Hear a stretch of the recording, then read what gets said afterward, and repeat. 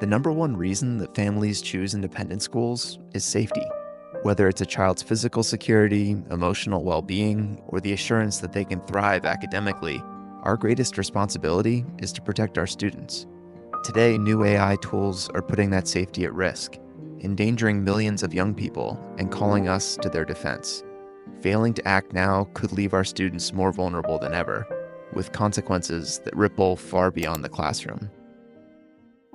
So, what happens when AI is used to distort someone's image in ways that cause lasting harm? The answer is more heartbreaking than you might imagine, and there's no one better to explain it than someone who's lived through it. There is a lot of porn of me on the internet. That may surprise you, or it might not. I had no choice. My face has been digitally plastered countless times over other people's naked bodies to create sex content that I never consented to. Porn of myself I never created has been viewed, distributed, and sold. It has been used to threaten, humiliate, and attempt to grab power from myself. And my reality is not unique. Even among my peers, so many of us have had the same exact experience. This is GB. With over 5 million YouTube subscribers, she's one of the better-known victims of this type of sexual abuse. But what happened to her is happening to young people all over the country. A lot of people wrongfully think that deepfake porn is a joke, or that because I post my face publicly, I deserve this. But it can happen to anyone. This threat is something you may have heard of before, but is now being weaponized in ways more destructive and invasive than ever. Deepfakes. When you hear that word, you might be thinking about these fabricated images of Pope Francis in a puffer jacket, or these fake images of President Donald Trump. But there's a darker underbelly of AI-generated content that rarely makes headlines. Experts say that a large majority of videos generated using AI are pornographic, non-consensual, and involve primarily women. But how are deepfakes showing up in our communities?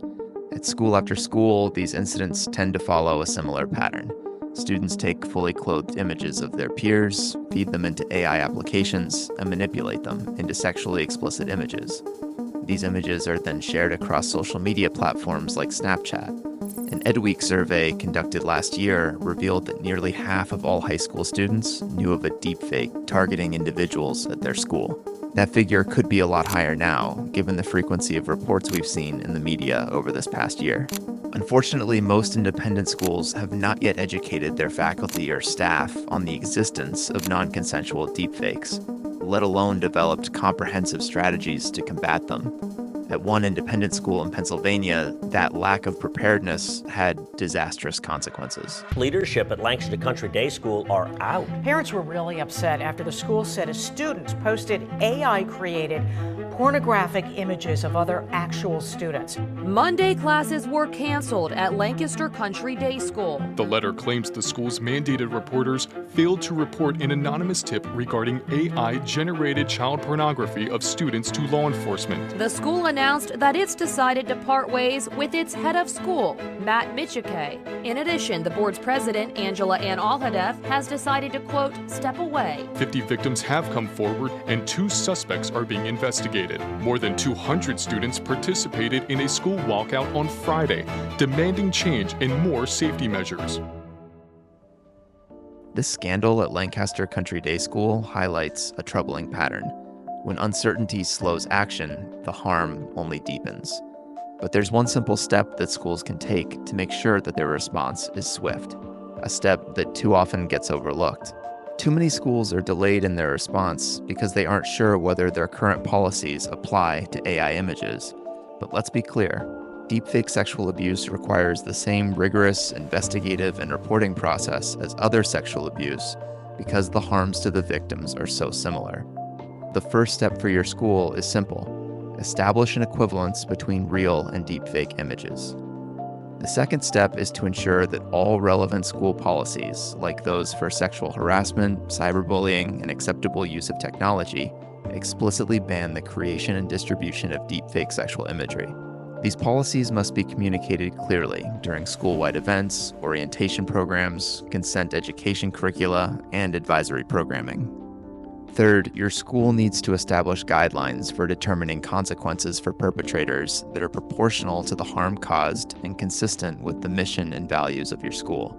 For example, consequences might include suspension, expulsion, or counseling, in addition to your mandatory reporting obligations to local authorities and CPS. The next policy component you should have in place is designed to support victims. The harm suffered by victims of this type of sexual abuse are wide-ranging: social, emotional, academic, reputational. That means that the supports and resources that victims and their families receive need to be similarly wide-ranging. Resources should include counseling, academic accommodations, assistance with takedown orders, and legal protections like restraining orders. And to ensure sensitivity and avoid causing additional harm, your school should have written procedures for notifying victims and their families discreetly. A 2024 report from the Center of Democracy and Technology revealed that most parents are unaware of their school's policy regarding non-consensual deepfakes.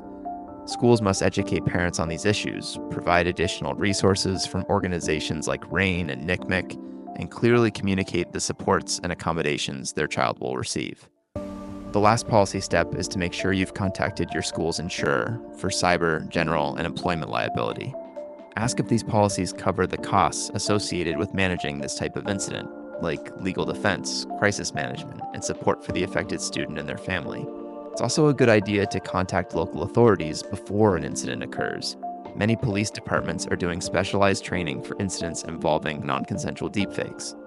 Ask for their advice on reporting and the handling of evidence.